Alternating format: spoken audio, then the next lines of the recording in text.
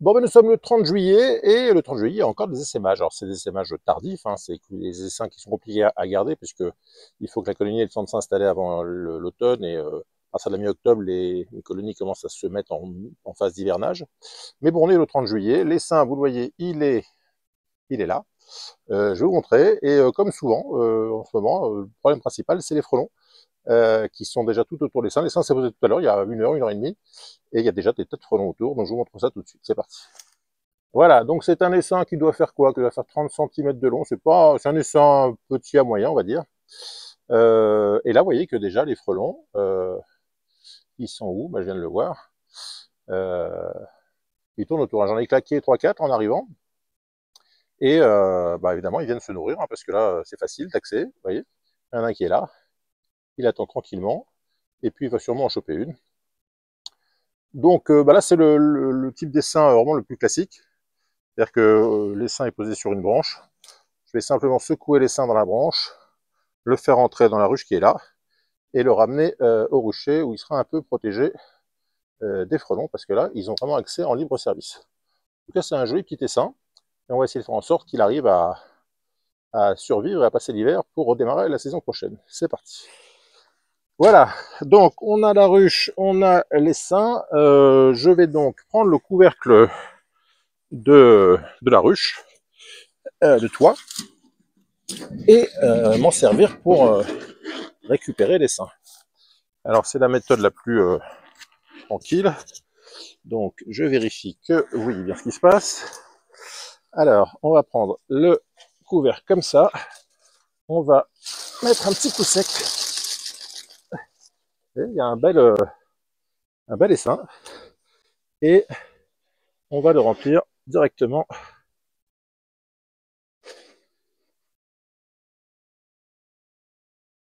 Voilà. Alors je sais qu'il y a certains qui préfèrent les mettre devant la ruche pour qu'elle rentre tranquillement. Mais moi je préfère les mettre directement dedans. Ça fait gagner du temps. Alors j'avais laissé la ruche fermée, ce qui n'est pas très malin. Voilà.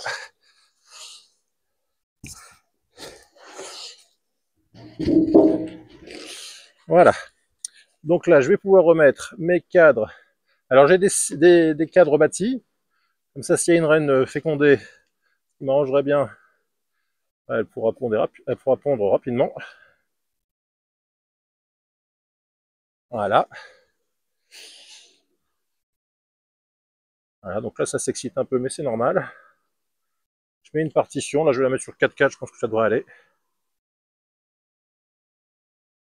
Voilà. Ensuite, je vais mettre le couvre-cadre.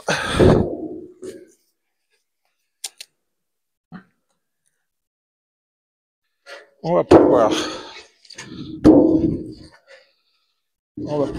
vider. Si elle voulait bien sortir, ça m'arrangerait. Voilà. Hop. Et voilà. Donc on va les laisser rentrer tranquillement. Alors les frelons sont un peu embêtés parce qu'il y a moins de disposition d'un coup, moins d'abeilles disponibles. Donc vous voyez que c'était là, on a secoué dans le toit, et puis maintenant on va les laisser rentrer. Donc à partir de là, vous voyez, c'est dans ces conditions-là, l'essaim il est récupéré en quelques minutes. Hein. Après, c'est le temps qu'elles vont mettre à rentrer pour en laisser un minimum sur place. Parce qu'avec la prédation des frelons, celles qui resteront risquent de se faire déguster assez rapidement. Mais là, ça devrait bien se passer. Alors,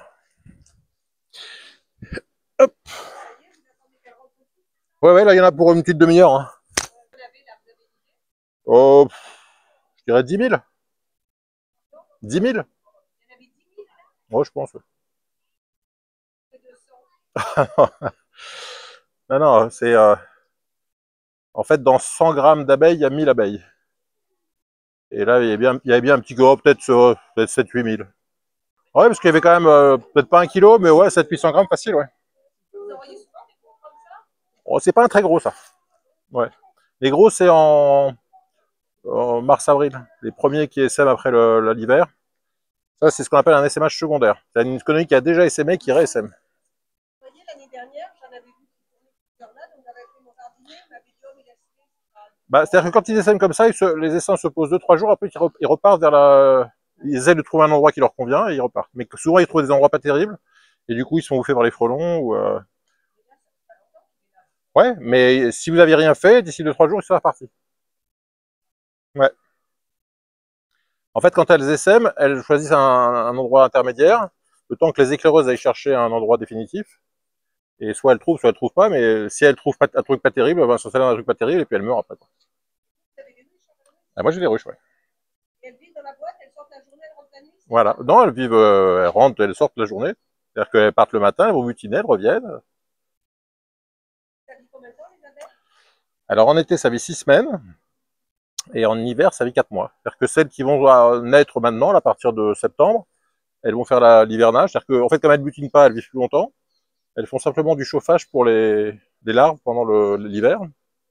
Donc de octobre à février, elles tiennent 4 mois. Et à partir de février, la reine repond, il y a des nouvelles... Et donc c'est entre 6 semaines et 4 mois. Quand vous appelez, on a appelé le premier qui est tombé sur Ouais. qui a Biot, dans la semaine prochaine. Et moi, il m'a demandé d'appeler mon assurance.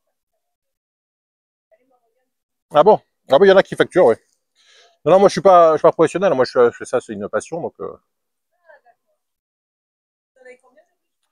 Bah, j'en avais une douzaine, mais avec les frelons qui en mangent pas mal, j'en ai perdu 3, donc là je suis à 9. Bah, sous réserve, parce que là, comme c'est un peu tard dans la saison, c'est pas évident parce qu'il faut qu'elles se développent assez pour pouvoir passer l'hiver. Parce que si elles sont pas assez nombreuses pour l'hiver, elles sont pas assez nombreuses pour chauffer la ruche, et du coup, ça ne tient pas, quoi. Donc je vais les nourrir un peu avec du sirop de sucre, pour que la reine puisse pondre, à faire assez de monde pour que la colonie puisse tenir. Ouais, si les frelons les bouffent pas, si tout va bien. Ouais. Il est encore là, il y en a là. Hein. Ça, c'est frelon asiatique, ouais. Ça, c'est du frelon asiatique. Ouais. Oh, pas plus que l'européen. Même un peu moins, je dirais. Bah, il faut trouver les nids, mais c'est pas facile. Quand on trouve les nids, on met un coup de bombe et puis c'est fini, mais il faut trouver le nid. Oh, non, non, moi j'en élimine, hein, quand les gens m'appellent, je vais éliminer parce que... Ouais, ouais, bien sûr. Mais vous avez des frelons? Non, il y en a qui se baladent, mais il faut le nid. Bon, on arrive sur la fin. Ça fait quoi, un quart d'heure, 20 minutes que je suis là. Il reste une petite trentaine, quarantaine d'abeilles à l'extérieur, mais je pense qu'elles vont pas tarder à rentrer. Comme d'habitude, les ventileuses sont là, avec elles dandinent du popotin pour diffuser la phéromone royale de la reine qui est à l'intérieur. Et donc, elles indiquent aux copines que c'est là qu'il faut rentrer pour rejoindre la reine.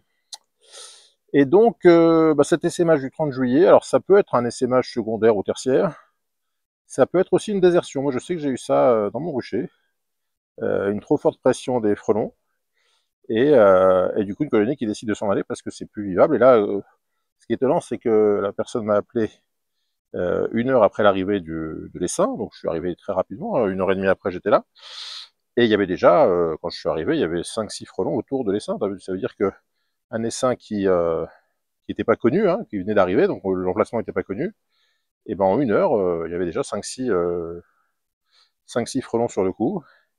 Et d'ailleurs, il y en a un qui arrive là, on le voit. Et ce qui se passe sur les frelons, c'est que souvent, il n'y a pas un nid près de la colonie, il y en a 2, 3, 4. Donc si on a des colonies, on a un rucher avec plusieurs colonies, et qu'on a un nid de frelons, ça peut éventuellement passer. Si on a un nid de frelons contre une ruche, par exemple, on a 4 ruches chez soi et on a 4 nids à proximité. Voilà, la pression est trop forte. Et là, 30 juillet, il y a déjà une pression énorme et c'est pas fini. Les grosses pressions, c'est vers août, septembre, octobre. Donc si on a déjà une énorme pression fin juillet, et ben la pression d'automne va être encore pire. Alors bon, il y a différentes techniques. Aucune n'est très très efficace. Certaines ont des avantages et des inconvénients. J'essaierai de faire une vidéo sur les différentes solutions pour traiter le problème du frelon, mais c'est vrai que c'est un problème monumental pour les apiculteurs. C'est un peu décourageant parce que on fait tout ce qu'il faut pour que ça aille bien, et puis les frelons arrivent et puis ils cassent tout, quoi. Donc, bon, je vous ferai une vidéo pour vous parler des différents traitements de frelons. En attendant, cette colonie, donc, bon, en un quart d'heure, 20 minutes, elle est rentrée, donc ça, c'est une bonne chose.